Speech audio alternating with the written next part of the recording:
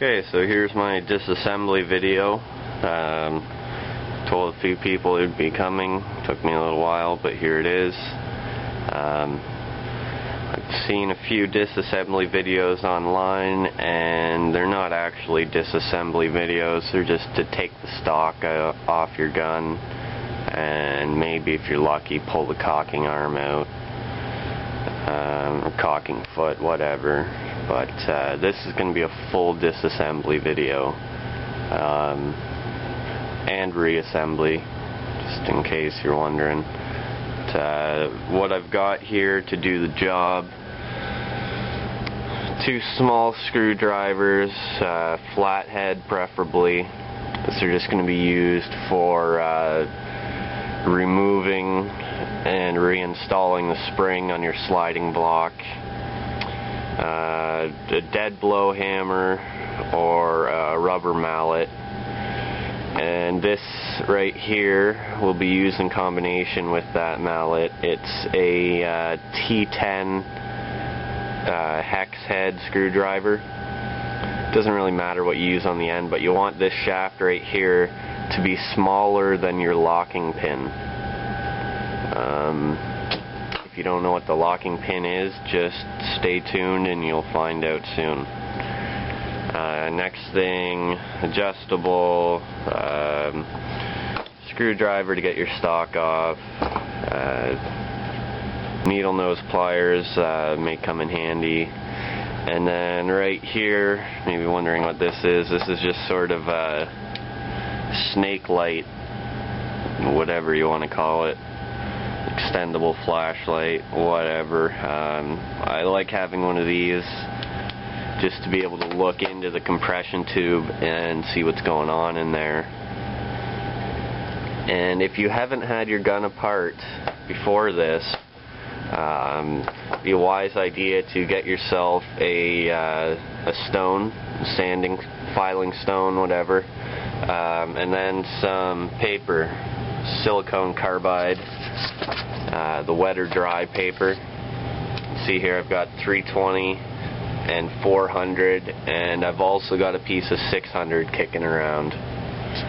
So that's what you'll need for that. The sandpaper and stone will be used for sanding down any rough or sharp edges internally or externally on the compression tube. And also, obviously, I've got my spring compressor over here, which is necessary. It can be done without a spring compressor. I've had a few people ask me, but it's just not safe. I'm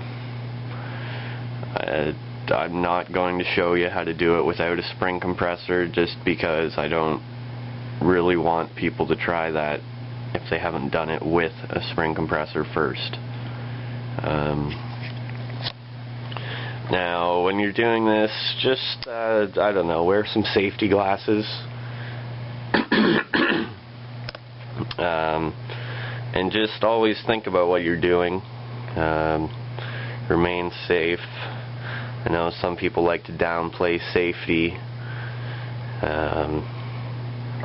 acting like safety is not cool or whatever, but believe me, when you're the one who's done your work safe and there's somebody standing there with something sticking out of their arm, you'll look a lot cooler than them. So, safety is important. Keep that in mind. Pretty similar to most air rifles. Obviously, pull the screws out of your stock so you can separate compression tube and barrel.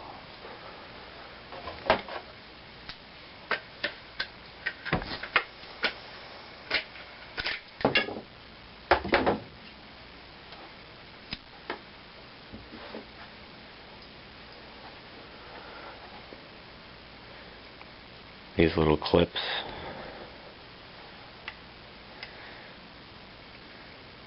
sit right around here.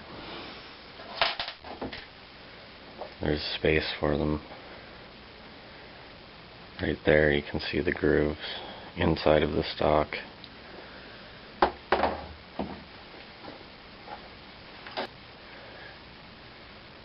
They are basically a guide for your trigger assembly screw.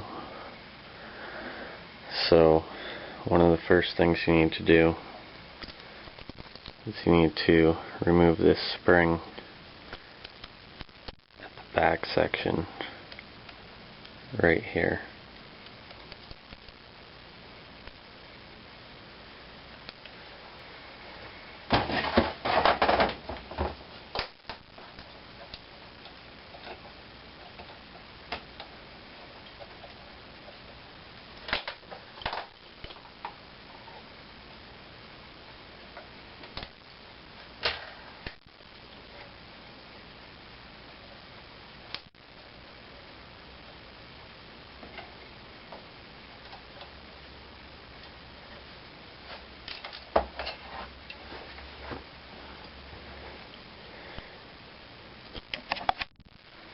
You'll also remove this little E-clip right here.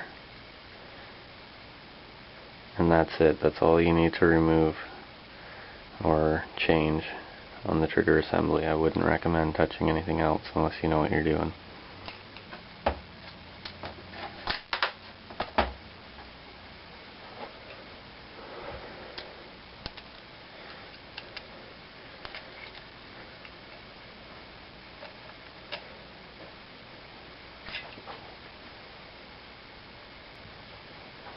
And remove the sliding block, just pivots, and this little nut right here. Set that aside, make sure you don't lose the spring.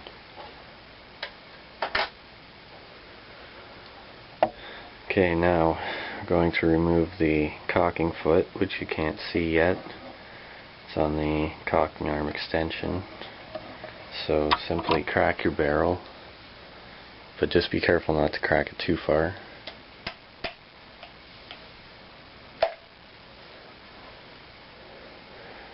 Now it's popped out, you can see. Just slide this a little bit forward and it comes right out. You can see the hole there. It sits just in there.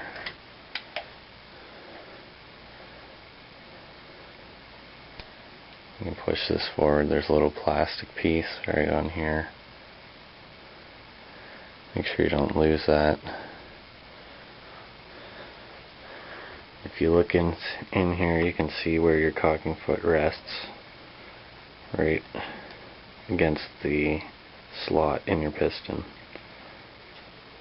So remember that for reassembly.